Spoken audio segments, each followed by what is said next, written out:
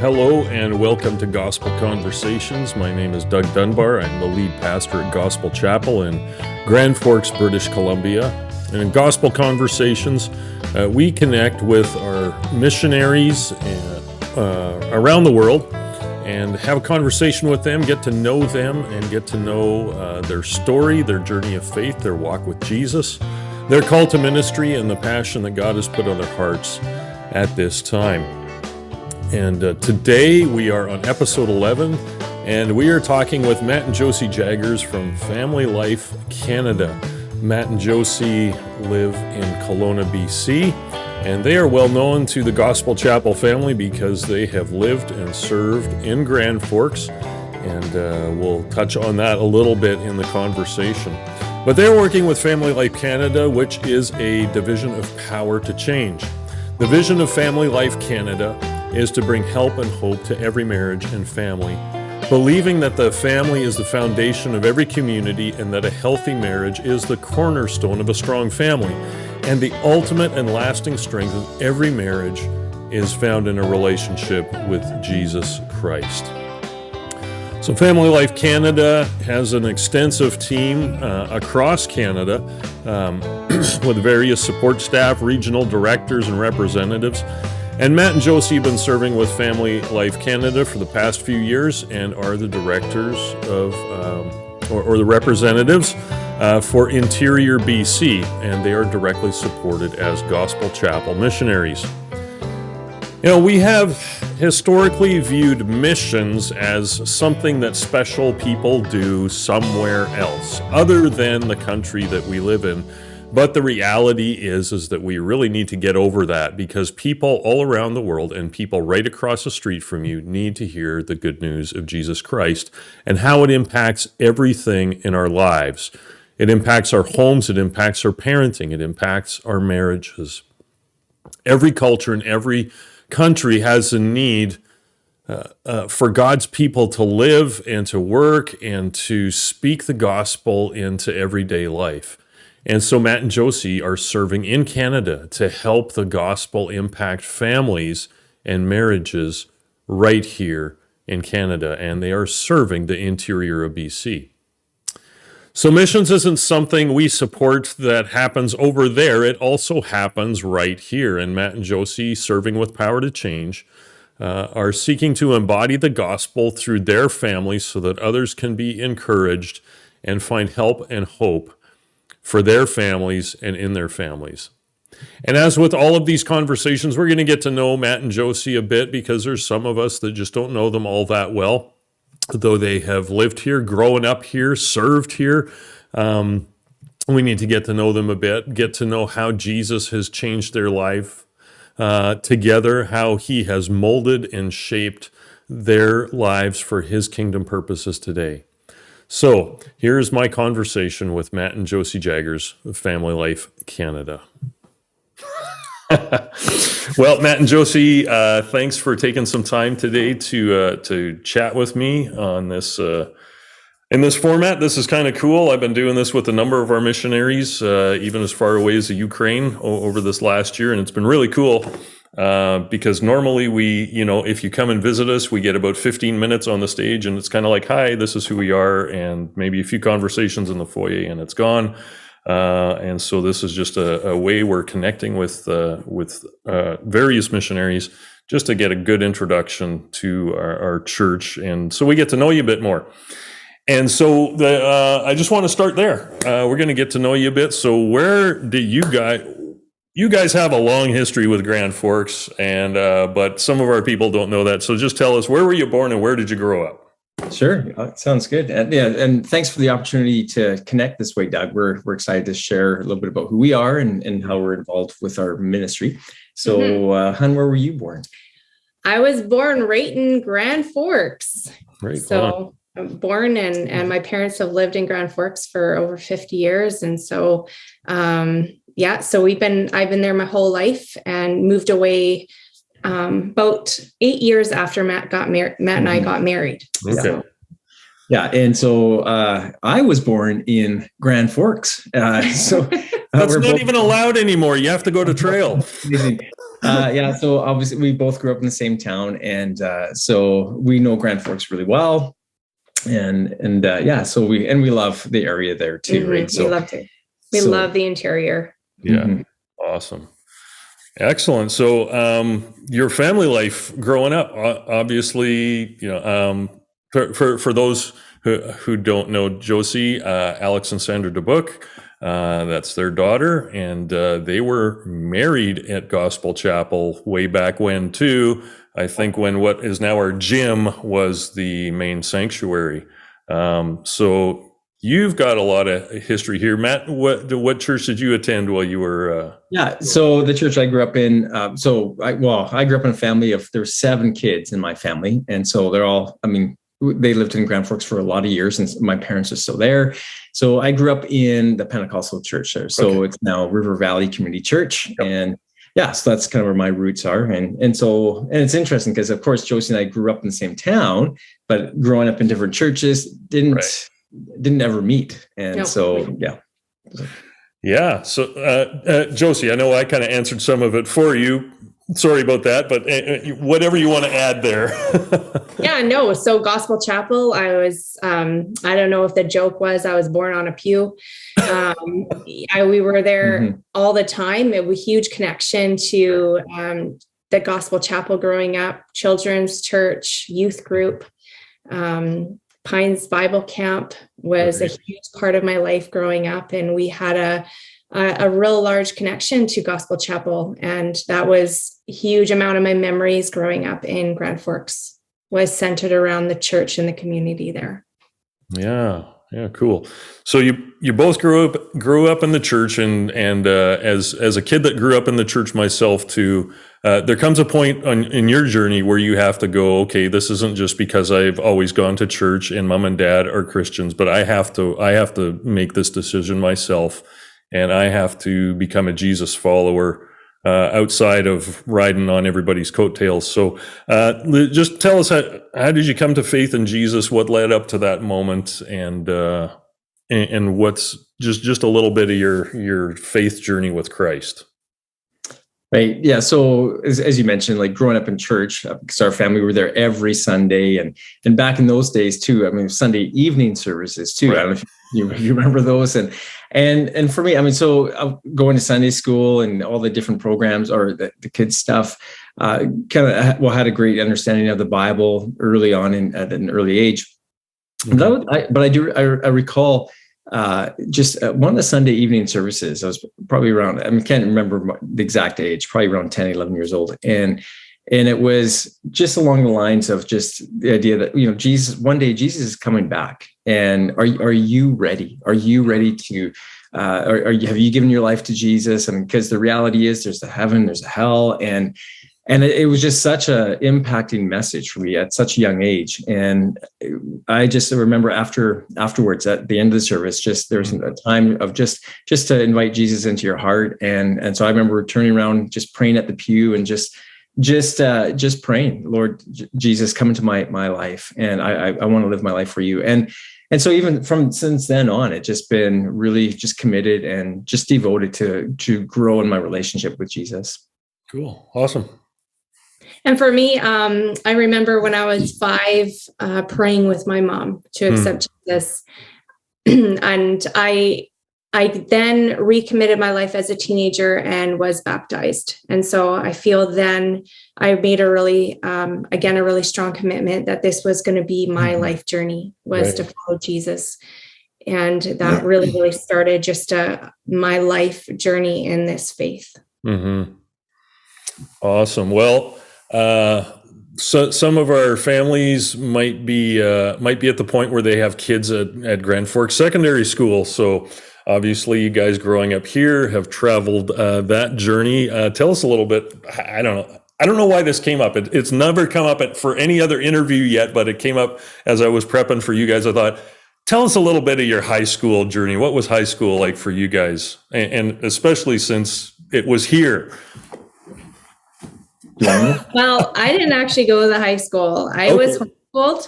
And so there were 6 kids in my homeschooling group for about 5 years. And did everything together. And so I'm still friends with these people to this day, and very strong connection. And so we homeschooled together and graduated together. Excellent. Yeah. And so that explains a little bit of why we didn't meet, because I did go to the high school there. Okay. And yeah, I mean, class of 94. So a little while ago. You're aging yourself. Yeah. And actually, I know a number of the people, well, I guess they're adults now too, that attend Gospel Chapel. We went to school together. And so, but yeah, I mean, I wouldn't say that high school is not my favorite time of my life and stuff. I mean, everything was all good and all that, but just, I don't know, like when you're in a small town, and then as a Christian, right, it just, I know there's just some challenges there, because maybe you're not part of the cool club or things like that, right? But I do remember just, I had some great friends growing up through high school there, and was involved in some of the sports like volleyball and soccer, and I remember getting an A in cooking class, but that didn't stick for the rest of my life. That helped him in adulthood. Do have some great memories of being in high school there too. And actually, one of the highlights for me of going back to the high school was like later as a youth pastor, we engaged with some ministry opportunities running youth events within the high school. And so that was kind of surreal, going back to the school and using the auditorium and having these large gatherings and just having the gospel being shared within the high school, but just in a different context. And so that was kind of exciting to see that happen. So yeah, great memories cheering on the Wolves. Awesome. So you guys, you're homeschooling. You're at the high school. You're at Gospel Chapel. You're at the Pentecostal church, and I know there's a little bit of this between these two churches. There's been some. Yeah. There's a little, especially.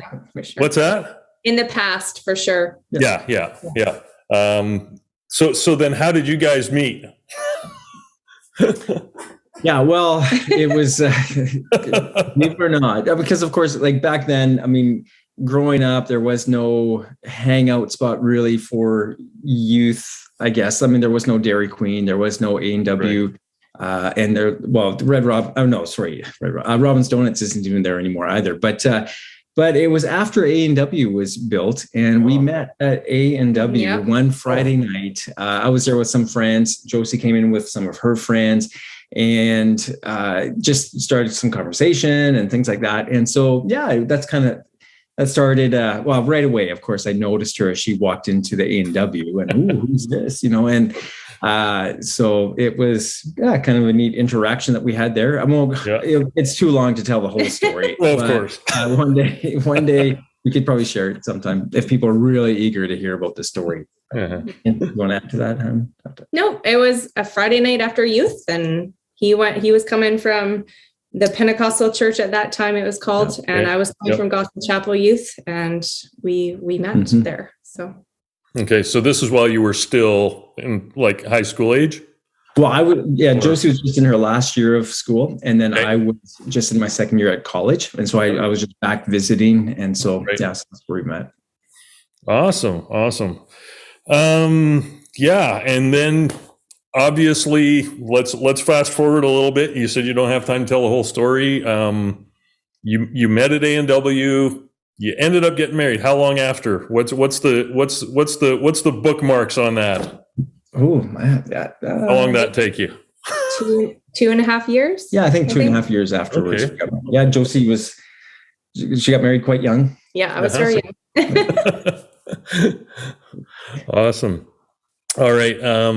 Now you were going to college at the time. Where were you going to college? Because I've already heard you were the youth pastor for a while at the Pentecostal church here too, serving with Randy Ball. Right. So obviously you sensed God's call to ministry fairly early in life. And how is for you both individually? When did that start, and was that kind of confirmed in your hearts that you were kind of called to like a full-time ministry thing? So answer that individually first, and then maybe as a couple.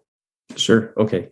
Yeah. So for me, as I had a few different church leaders or pastors, youth pastors, kind of speaking to my life, just saying, hey, Matt, there's a call in your life. We just encourage you just to pursue this call. And at that point, I remember that was more as a teenager, just thinking, I don't know, we'll just have to wait and see. And I took a year off after school just to work. And then again, just continue to have some people speaking to my life, just encouraging me to go to Bible college. And so it's now called Summit Pacific College. So it's in Abbotsford. And so I was there for, started going to the college there and originally started off in the music program. And I love music. So I started going that, but then shifted over to the pastoral program. And after graduating there, in between, I think I was there for 2 years. That's when I met Josie, and then went back for 2 more years. And then Josie came as well for 1 year. But just after that, that's where we came back to Grand Forks and just started in youth pastoral ministry. And it was 2000, right? Yeah, it was in 2000 that we started there. And so for me, that was just a call that I was answering. Just really felt, hey, this is where God's called me. And I remember thinking, boy, I'm never going back to Grand Forks, right? When you grew up in the town and then you graduate and you leave, my thought was, I'm never going back. And but God put such a burden on my heart to go back to Grand Forks, and so it came back, and so we were there for 8 years serving as youth pastors at the church there. Wow, that's awesome.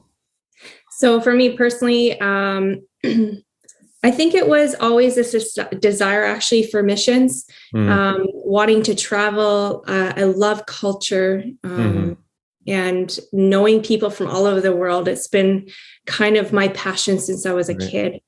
Cool. And so I went to 1 year Bible college in the missions program. It's called Omega at Summit. And did that for 1 year. And then Matt and I got married and started pastoring in Grand Forks. Oh. And so for me, it was kind of it was a big word. There was no direct call necessarily to become a pastor or a youth pastor or anything in particular, but it was to be a part of the world of missions and being a part of sharing Jesus with others for me. Yeah. Cool. So you did 8 years here as youth pastor over at what's now River Valley. Where did you go from there? Because I think there's some other journeys you've been on just in your ministry life before we get to the transition to Family Life Canada. Sure. Yeah. So after Grand Forks, our time there, then we moved to Kelowna, and we served at Evangel Church is the name of the church there. And so again, in that role was as a youth pastor. I had a few different roles. Well, my first role was as a youth pastor. So that was probably for the first, I think 6 years.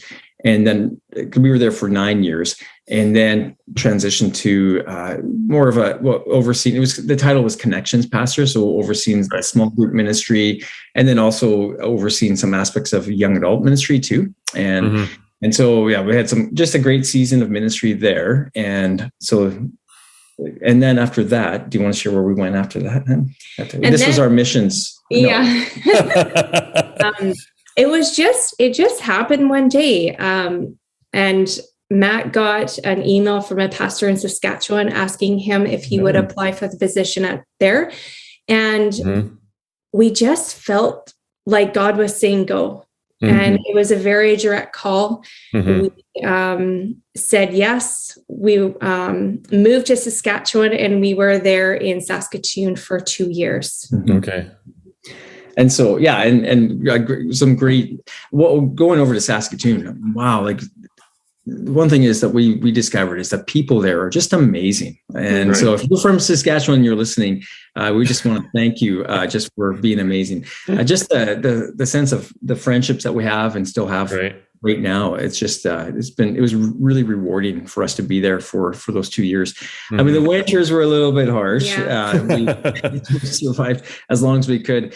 And then, but then after the 2 years there, that's what led into the next transition of ministry. I think, I don't know if you want to go there quite yet, but. Yeah, well, let's talk about, so I mean, I'm just quickly doing the math, almost 19 years in church pastoral ministry before switching over to Family Life Canada. So what led to that switch? What was kind of the trigger to say, we're now in a place where we think this is the best fit for us?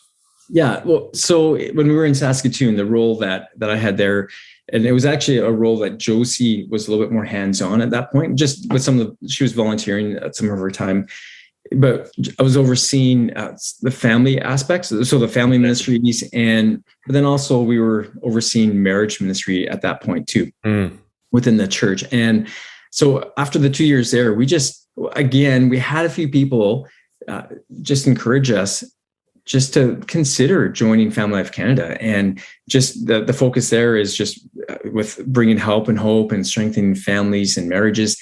Right. And so it was great to have some people speak into our lives, because we had heard of Family Life Canada. We had experienced some of their ministries, but never really considered joining the ministry. And so we looked into and partly because we looked into the ministry at one point, and then we realized that it's a missions-based organization. So you have to raise your funds and you raise your support. Right. And at that point, we were like, no, that's not us.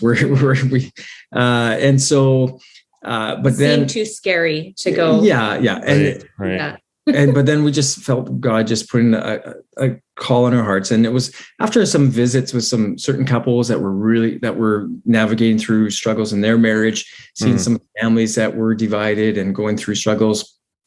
And also just, I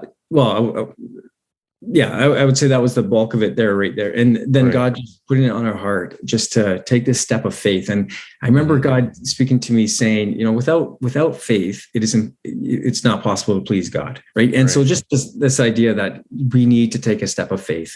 And if God has called us to this ministry, he's going to raise this, he'll be with us in the journey of raising support.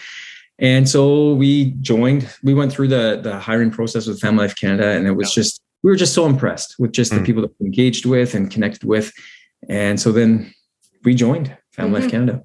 Right. And how long ago was that now? Because I think that's even after I started here at Gospel Chapel. Like it's not that long ago, or at least the support and for us only happened in the last four years or so. Well, yeah. So it was September 2019 when we joined. So Family Life Canada is, the umbrella ministry is Power to Change. Yes. And so we joined Power to Change Ministries in September 2019, went through the staff training, and officially with Family Life Canada, we kind of launched in, I would say it was January 2020 or February 2020. But then, of course, that's when COVID hit. Great timing. So it was an awkward time of year season to join a new ministry. But yeah. No, I know a pastor who retired in February 2020, and he's just like, I'm just laughing from the sidelines. Anyway, So obviously, there's been, we support you guys, and that came through our missions team and stuff like that, and that's been great. And I think we've had. I remember one night we had at the Pines. We were doing a paint night or something, a kind of a date night there. That was pretty early on, I think, as when you guys had moved back to. That was 2020. Yeah, the summer of 2020, and so that So it was in the middle. I think there was a brief opening there where things were open again after the pandemic started. Yeah. And so, I think it was limited space that was able to join in for that. Yeah. Yeah. All right. Well, let's dive into what's going on with Family Life Canada and with you guys. I think you already answered my first question, but actually, the first two questions are already answered. I was going to ask, what drew you to Family Life? Obviously, your ministry role in Saskatchewan kind of really started focusing you in that direction, and then just the confirmation of other mentors. It sounds like people really kind of were encouraging you to head into this direction. And before I get to the next question, maybe I'll just frame it this way as kind of a more open question. But how do you feel God has uniquely equipped you as a couple for this ministry? Yeah, that's a great question. Well, I think I would say just the ministry experience that we've had, like over the 19 years of connecting, like, because it was the majority of ministry time was connecting with youth, but then also that there is connecting with parents as well. And so getting to know parents and then getting to hear some of the challenges that they're facing within their marriages. But then also part of the role, even in Kelowna, we started launching or hosting some just simple marriage retreats. And just because even at that point, I mean, God was putting it in our hearts. And I think that was probably around 2016, maybe 2015, 2016, starting to put together some marriage retreats. And that time we were using some resources, like, for example, like Love and Respect was a resource that we had used. And even then, just God was just starting to birth within us just this heart to see healthy marriages, right? And I think, so that's kind of, but so we were starting to, I guess, to see just God preparing us that way. And then, of course, when we went to Saskatoon, that was just a furthering of just like God just working in us and giving us the opportunity to grow in this ministry. So we oversaw Young Marrieds was one of the, was it monthly? Yeah, at that point it was monthly, just connecting with young marrieds and cheering them on their marriages, but then hosting again some other marriage retreats and conferences too. And even for us, starting to just take it in and apply it to ourselves, these marriage principles. And so what would you like to add on to that, huh? I think I don't know if uniquely, I feel like we're very different as people. And we have journeyed through our own struggles and our own, just our differences created so much conflict in our own marriage. And I remember when we were at Evangel, and we started putting on these marriage retreats and going to marriage conferences and realizing that this information was so beneficial for us.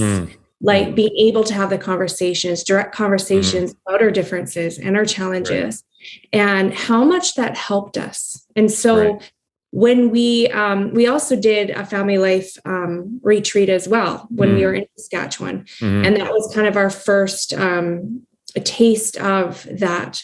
And it just helped us so much. And I remember thinking, I want this for younger couples, because I remember for all couples, but indirectly, like for me, when I was thinking about that, like how much we struggled in our early years of marriage, dealing with our differences, and trying to realizing that our differences are okay. But at that time, it was like, why are you so different? Right. And we wanted that for other people. We wanted for other people to experience the help that we did for our marriage when we took these resources. It's certainly not. We don't feel equipped because we have a perfect marriage and we're a perfect family. I mean, sure, maybe our pictures might look perfect, but I would say it's in our weakness, in our struggles we've navigated through, and of course that where we just see God just preparing us for this time and this season. Yeah. No, that's great. I think that kind of gets to the core of that question there, because people will come and they'll maybe go to an event like a paint night or a date night thing, and they see Matt and Josie and they smile at each other so much, and there's so much eye contact, and there's probably couples thinking, well, is that real? How can that be authentic? Because I know my marriage, and there's days where I show up to church and it's like, well, I got to put the game face on after what happened this morning, and it's not our strengths necessarily that equip us for ministry, but our struggles. All right. So, just to kind of springboard off of that whole thing, that our journeys equip us for our ministry in the ups and the downs of it all. I was thinking about like Second Corinthians chapter 1, where Paul says, it's out of the fact that God has comforted us in our weaknesses. He has shown us mercy so that we can comfort others and be useful in ministry. And I kind of thought of that, and I thought of Rick Warren. Rick Warren has said a number of times, it's not your success or your education or even your history, but often your brokenness that leads to your best and most productive ministry in God's kingdom. God kind of really has a thing for using the messes that we make for His glory. And we already kind of alluded to, no marriage is perfect, but what's maybe something that you guys have had to struggle through that you can point back to and say, that was formative for us, but boy, was it hard. Mm-hmm. As Josie's already alluded to, like just the aspect of differences. I think for us, like, because we got married at a fairly young age. Josie was just turning 20. I was just in my early 20s. And so we were probably fairly naive coming into marriage, right? It's just, you think, you're with your one true love and it's going to be your happily ever after.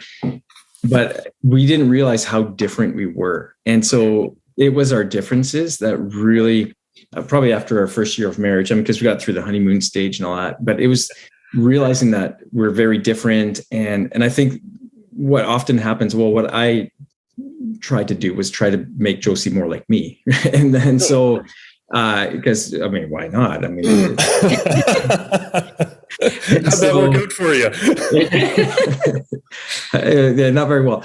But it was because, so obviously just not realizing that our differences are good, but also because we didn't have very good conflict management tools that, but we had a lot of conflict, like in our early years of marriage, and just like, and at that point too, like, even saying hurtful things to one another, and so having to navigate through that was really tough. And I remember, like, I won't go into all the details, but I do remember, like, on one family trip, our kids were very young, and we're on this trip, and again, just I can't remember the whole initial what the reason was behind the conflict, but I just remembered Josie wasn't apologizing the way that I would, and I just figured, well, you should. I want you to apologize to me this way because that's the way I think it should be, and it really caused a lot of conflict and hurt feelings too. On Josie's end, she was really hurt by just the idea that I was wanting her to change and be and do things the way I wanted it to happen. And so that was probably one of the big struggles that we had to go through, is just realizing we're different, and that's okay. That's a good thing. It's learning to appreciate our differences, and that's one of the resources or highlights that we go through with talking about marriage or building a healthy marriage, is appreciating our differences. Mm-hmm. Yeah. So is there differences? Well, yeah. And then I would say, the conflict management was a big one. So yeah. Awesome. So as you guys are working in this and doing marriage events and meeting more couples wherever they're at on their journey, what are some of the maybe key, threads, themes that you're starting to see, or maybe they've just always been there, but the last 2 years has changed a lot for people. There were, I know of families who, he was gone for like 3 weeks at a time on his work, and then he comes home, and then he goes away, and then he comes home. But now they were stuck together for months and months and months, and they're like, do we even like each other? Like, what are some of the what are some of the issues that marriages are dealing with these days that you really are seeing kind of come to the surface? What's urgent? Yeah. We have noticed that drift in marriages is huge. And so even hearing that story of that couple, he works away, he comes back for a week, and maybe there was already drift happening. And Right. so when they got back together and now they're with each other all the time, they don't really know each other. Yeah. Right. And so it's like restarting all over again, as well as when you're with each other all the time. Mhm. And Matt and I have dealt with this too now, working together. We're with each other all the time, but that doesn't mean that we are always making an effort, Mhm. right, to stay connected. Yeah. Yeah. And so, so like drift, what we're referring to is just that, just in relationships, like just if you're not intentionally working on your relationship, you will drift apart, right? Mhm. And I think there's a great analogy just about putting like two bottles into the ocean, and just two bottles will never, they won't drift the same direction. I mean, they'll drift apart unless they're tied together in that sense. And so, so even when you're together, it's just the encouragement is to really invest in your relationship. And we one of our resources that we created was part of this series called 4 Weeks to Oneness, and we called it conversational oneness, and just the challenge to keep getting to know your spouse. Right. And so just navigating through some questions that you just ask one another, and just engage in conversation where because your spouse changes. Actually, it's a quote. Yeah. I think it's Lewis Smedes, pastor and theologian, and he said that he says something along the lines of like, my wife has been married to 5 different men, and each of the men have been me. Right. It's just the idea that he has changed 5 different times throughout their marriage, and so. You always have the opportunity to keep learning about your spouse or getting to know your spouse more. And that helps prevent the drift that happens. Yeah. Yeah. And then the other area too that we've noticed is just the area of parenting. In the last 2 years, I mean, it has been, I would say, a pretty big struggle for families, for parents having to navigate through this, all the restrictions, the lockdowns. I just remember even for us we have 3 boys, they're all teenagers. Our youngest is 12, turning 13 in September, but having to navigate through those 2 years, it was difficult. And I mean, there are a lot of missed opportunities that we had when we were growing up. So in the sense, like with sports, with extracurricular involvement, and even school itself, right? They were doing homeschooling for a season, which we discovered that was tough for us too. But but it was just, I would say that's an area too where as we're talking with pastors and connecting with opportunities for ministry, we have this parenting workshop, and it's one of those workshops where, wow, we wish we had gone through this workshop when we were younger, when kids were younger, so we could navigate learning to connect with them at a younger age, and then throughout growing up. And so, but that's one thing we've been hearing more and more is just like, do you have what do you have for parenting? Like, what resources are there? So that's been a couple of different areas that we've seen. Yeah, and I could say, from my experiences, the last while too, is those are the big questions that couples and parents are asked.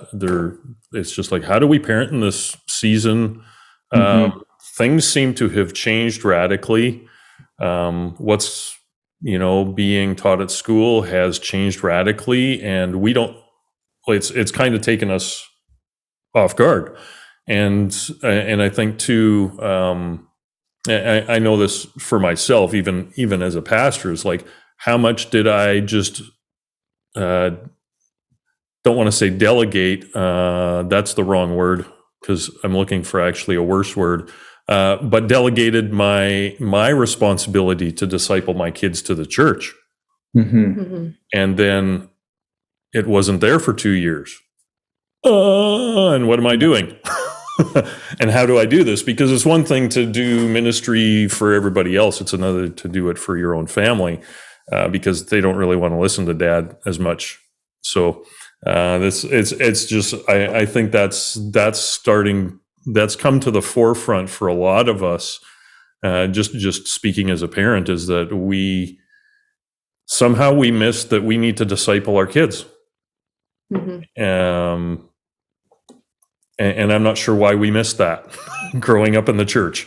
Maybe that was part of it, is that we grew up in the church, and it just kind of happened as we were engaged in the church and went to camp and stuff like that. And here we are now in leadership, and I don't know. It's a different challenge. It's a different world.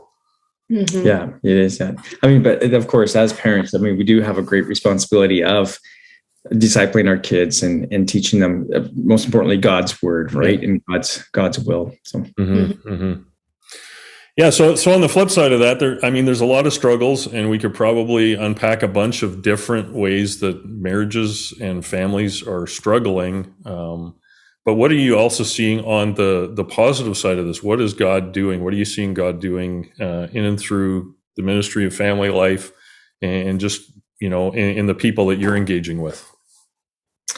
Yeah, I think I think it was last summer when we were at. I think it was the first Sunday that everything opened up at the Gospel Chapel. Okay. Yeah. And I remember, it was the first live service. I remember we came and we shared a little bit about what's going on with the Family Life Ministry. But even through the season that we've just gotten through, one thing that we've found and how God just works in mysterious ways. And so even when we thought everything was lost in the sense of with the aspect of doing ministry and even though we couldn't do it in person, we were doing things online. And because typically, Family Life Canada would just focus on Canada, right? And because that's where we connect live and in-person events. But going online, this is again how we just see God just work incredibly. It was over 50 countries connected with the material and the resources available through Family Life Canada, and so it just really opened up the doors to minister that way. But we are really excited about things opening up where we can do live events again. Yeah. And so we actually just wrapped up a 5-week marriage workshop at one church here locally in the Kelowna area. And this is something that we bring to different churches as well in the interior region of BC. But it was so exciting to see couples engage in the content, and it was just encouraging for us too, because again, as we get to share our stories, our failures, and people tend to resonate more with the failures than the successes. Not that we haven't, but it just but those real stories that just connect with people, right? And so. But of course, doing online ministry is still going to be happening through Family Life Canada because it has been such a great way to reach beyond the borders. Right. What else on there? Just thinking about starting in person again. And one of the things I was really encouraged by with this marriage workshop that we just did was the desire to get help for their marriage, for marriages. And we had so many couples come and it was held at a church, and they advertised, and a lot of couples that came weren't connected to the church at all. And so they just found out about it. They're like, yeah, we need that. Let's go to that. And I was really encouraged by that couples are taking the steps. They're finding out that this is available, and they're coming. And so I was really encouraged by that. Yeah. That's awesome. And one thing too, we just, I know some couples that come, they need help and just some wisdom and some tools. But other couples come because they want to just grow in their marriage, right? They might still be at a good spot already. And so we always want to encourage couples to just invest in your marriage. Don't wait for the time where you feel like, hey, we need desperate help. We need counseling. Invest in your marriage now. And so it's just the way that we kind of look at it is it's preventative opportunities so that you don't get to the crisis moments, right? Right. So, that's awesome. So how can people find out more about Family Life Canada and the events or ministries or access to even the online stuff? Where do they need to go? So the website is the best place to go. So familylifecanada.com. And so that's the website.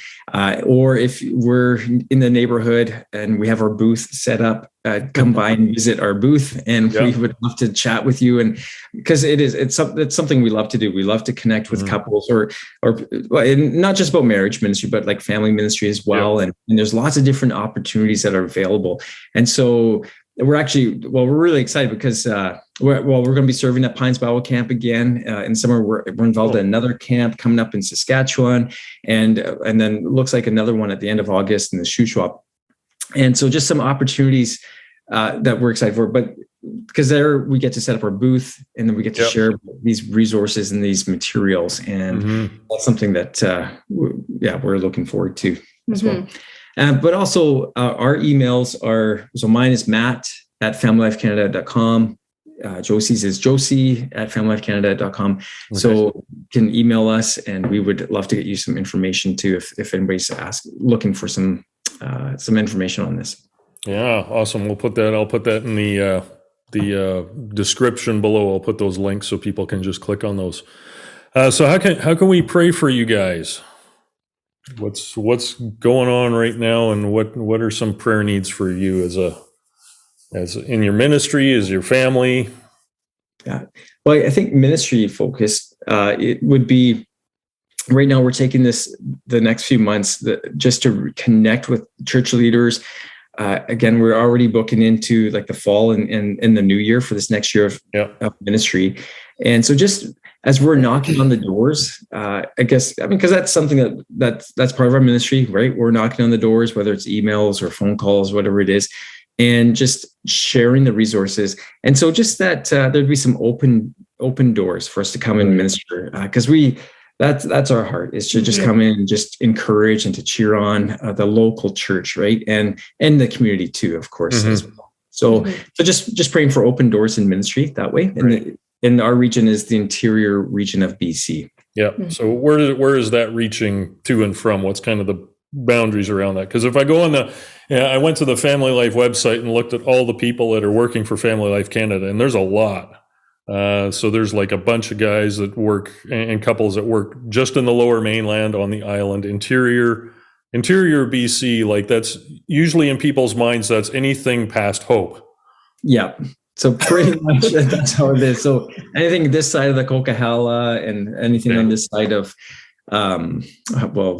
it's massive. Yeah. So it's we are aiming to do some ministries further up north as well. Okay. So the northern region as well. That's kind of one of our areas too, where it's such a broad region. So we have to kind of do it strategically. So kind of helping in the Okanagan, West Kootenay area, and then starting to go up more into the Thompson, Caribou area. And then, so we're slowly, we're strategically trying to broaden the scope there, but it's a big area so that we're How about some family prayer requests? I think for our boys, especially they're getting older and growing up. I know Liam, next year he'll graduate and thinking about his future. Right. Kate is working and full-time right now. Yeah, as an electrician. Becoming an electrician. And so he's working hard at that. And Nate, he'll be a single child soon. going to grade 8 next year. So. And so I think just for them, that they would continue to serve the Lord and that God would be their focus. Yeah. So. Yeah. I think I've, so your older boys had been at Pines over some of the summers, right? Yeah. Oh, yeah. And so, they're really excited about being back at Pines for the summer as well. Okay. So they'll be there for July, or to the two younger ones. Yeah. And then our oldest is working. And then I think at the end of camp, so they'll all be back there for teen camp at the end of August. So awesome. That's great. Now we didn't formalize this, so I'm not sure if it's even open. We didn't pencil anything in, but we were looking to maybe do something in October. But yeah, we're gonna connect with you guys and try to get you out for a weekend. I think we were looking at doing a family tools kind of weekend where we did a Friday night marriage thing and maybe a Saturday parenting stuff. So I know we'll have to email back and forth on that. But for those of you in the Grand Forks area and at Gospel Chapel, look forward to within the next year we'll have Matt and Josie here to do some ministry for us. So we're excited about that. So great. Yeah, that's great. Well, that's about all the questions I had. If there's anything else you guys want to add about what's going on in life and ministry, I think we've covered a lot of stuff, but Yeah. Yeah. That's been great. Thank you for taking the time to have this conversation, and we'll look forward to seeing you guys here whenever you get here. Yeah.